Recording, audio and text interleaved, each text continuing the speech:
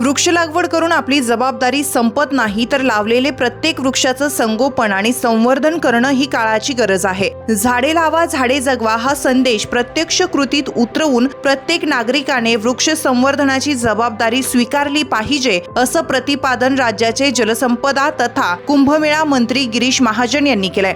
उन्नत नाशिक अभियान आणि आपलं नाशिक हरित नाशिक संकल्पनेअंतर्गत मिशन ग्रीन मान्सूनच्या 7व्या टप्प्यात एकलहरे येथील क्रांतीवीर वसंतराव नाईक शिक्षण प्रसारक मंडळ संस्थेच्या पटांगणात वृक्षारोपण करण्यात आलं. यावेळी महाजन बोलत होते. मिशन ग्रीन मान्सून अंतर्गत नाशिकमध्ये मोठ्या प्रमाणावर वृक्ष लागवड आणि रोप वाटप करण्यात येत आहे.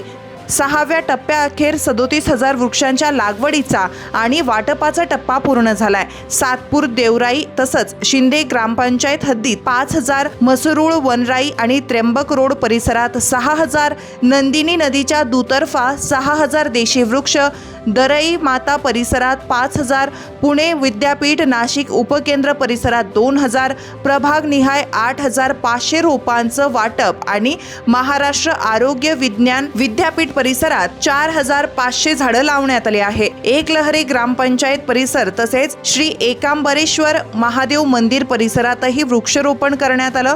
यावेळी क्रांतीवीर वसंतराव नाईक शिक्षण प्रसारक मंडळाचे अध्यक्ष कोंडाजी मामा आव्हाड, सरचिटणीस हेमंत धात्रक, चिटणीस दिगंबर गीते, विश्वस्त दामू अण्णा मांडकर, लक्ष्मणराव जायभाये, प्रकाश घुगे, एकलहरे ग्रामपंचायतीचे सरपंच अरुण दुशिंग, संपत वाघ, सुधाकर बडगुजर उपस्थित होते.